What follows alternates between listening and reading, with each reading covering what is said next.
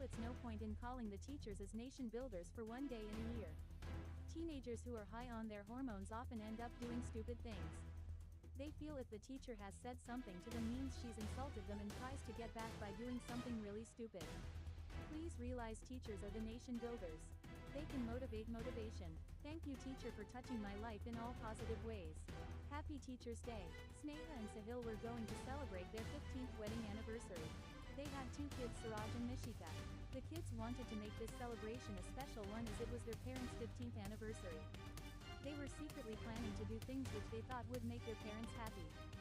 Suraj had told Nishika to keep everything a secret, but he didn't trust her. She was in class 2 and the chances of she blurting out the celebration plan to mommy were very high, but he was taking the risk.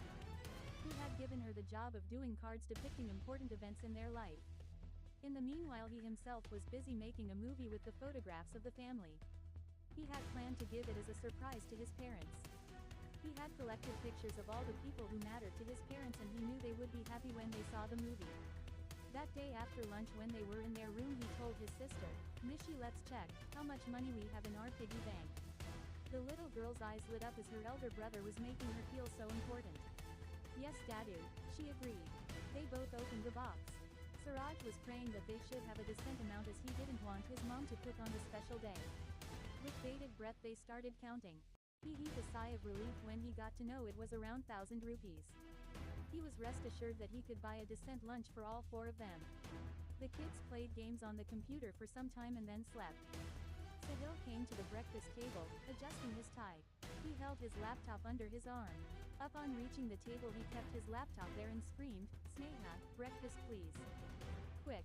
Sneha was exasperated. She could never understand why this man would not finish his chores 10 minutes early. He always seemed to be in a hurry. She brought the breakfast in his lunch bag and left it on the table and went back to the kitchen to get his coffee. She got a cup of coffee for herself as well. "Where are the kids?" he asked. "See the time."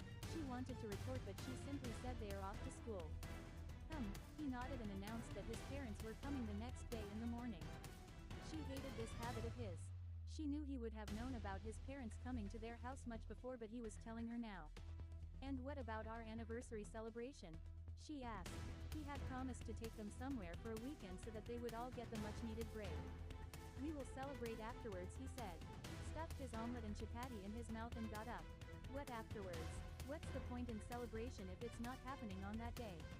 You could have easily told your parents to come a week later."